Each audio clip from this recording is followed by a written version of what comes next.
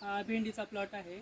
धन्वंतरी कंपनीची खतं औषधं वापरून हा जो रिझल्ट आलेला आहे तर आपण शेतकऱ्यांच्या माध्यमातून तो जाणून घेऊया. दादा तुमचं नाव काय आहे?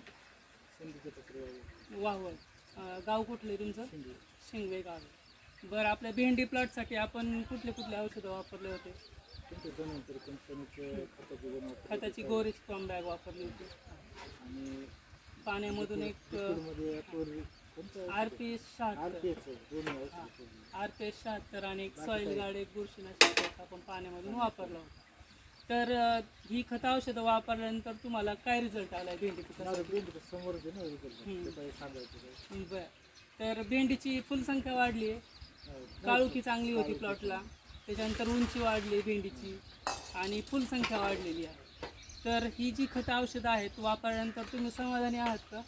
चांगलं रिझल्ट चांगला आहे आणि शेतकऱ्यांनी वापरले पाहिजेत का?